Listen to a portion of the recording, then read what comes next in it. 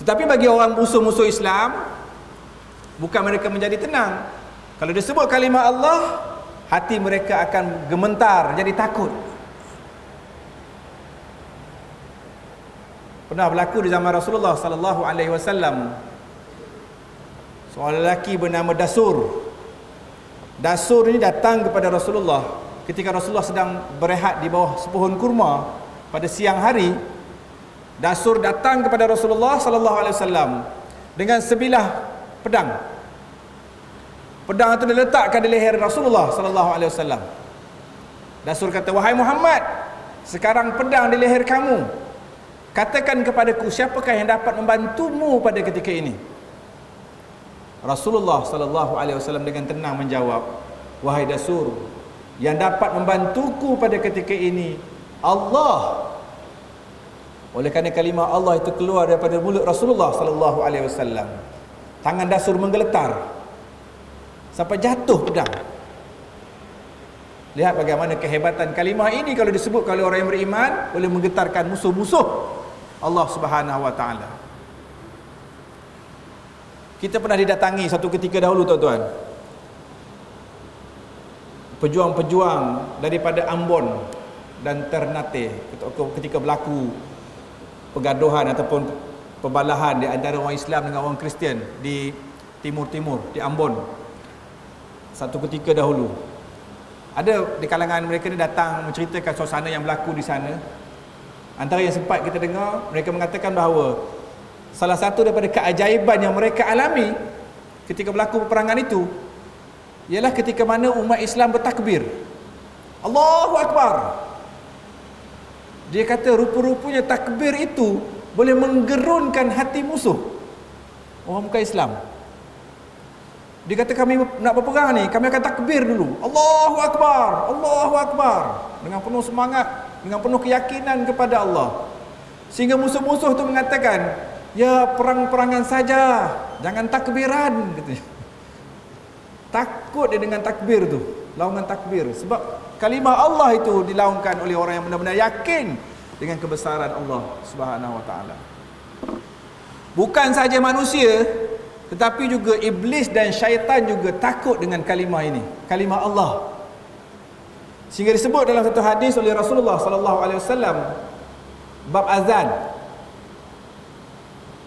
idza nudiya lis-salah adbara syaitan hatta lahu dirat. Apabila dilaungkan azan, Allahu Akbar, Allahu Akbar, bila laungkan azan masuk waktu, Rasulullah mengatakan syaitan akan lari lintang pukang sampai terkentut-kentut. Oh, lari ni bukan lari biasa ni, tuan-tuan. Lari takut sampai hatta lahu dirat, sampai terkentut. Takutnya dengan laungan takbir Allahu Akbar daripada azan itu.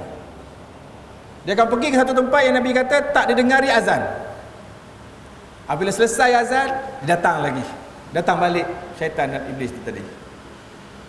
Kemudian bila qamat pula, Allahu Akbar, Allahu Akbar, dia akan pergi lagi.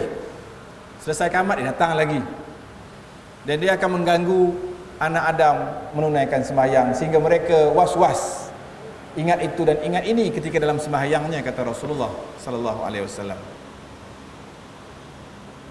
Iblis. Itu sebab ada orang mengamalkan amalan-amalan, tuan-tuan, kalau dia kata kalau anak atau bayi kecil menangis waktu malam, siang, menangis tak berhenti, luar biasa menangis bayi ni, kalau tak tahu nak buat apa, azan saja. Kalau ada orang histeria, menjerit, tak tentu kalau dah pandai, tak apalah, kita boleh baca ayat-ayat yang kita pandai. Tapi kalau kita tak pandai, kita azan je, tuan-tuan. Azan je, Allahu Akbar, Allahu Akbar, azan dekat telinganya. Allahu Akbar, Allahu Akbar.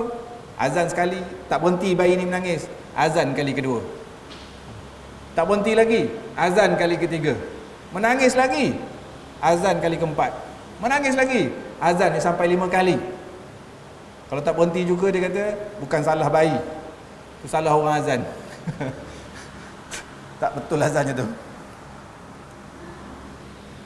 Bahkan ulama mengatakan dalam kitab-kitab, mereka mengatakan, menggambarkan, bukan hanya ketika itu Kalau ada malapetaka dan bencana yang besar berlaku pun, rumah terbakar, angin bertiup dengan kencang, hujan lebat luar biasa, ataupun banjir, lakulah malapetaka yang kita rasa luar biasalah, disunatkan kita azan, kan? Azan.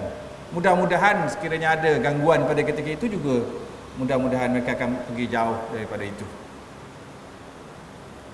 Bukan setakat gangguan tuan-tuan, kalau nampak binatang buas pun, binatang buas, depan ada harimau, belakang ada singa, kanan ada buaya, kiri ada serigala, tak tahu nak buat apa dah, tersepit kita dalam hutan.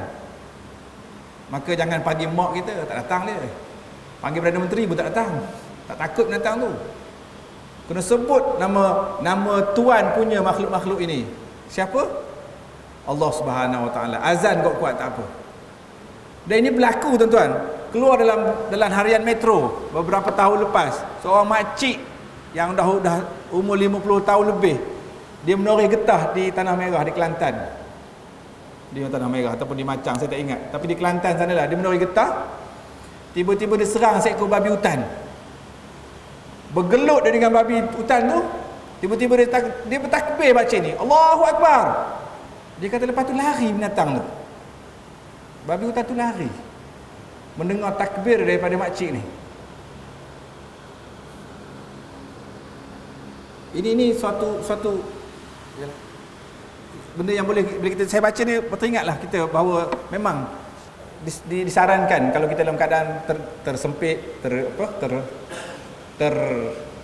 terdesak, kan, kita seru ingat nama Allah Subhanahu Wa Taala.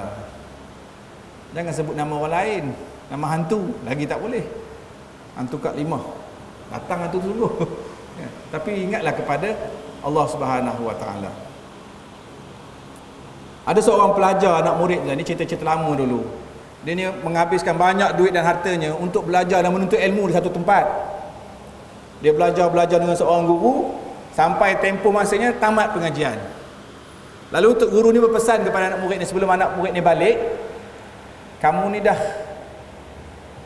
lama belajar dengan aku, dia kata.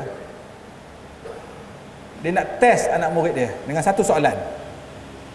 Kalau nanti dalam perjalanan kamu nak balik ke rumah, balik ke kampungmu, berjumpa dengan seekor anjing yang garang, ingin menggigit kamu, apa yang kamu nak buat?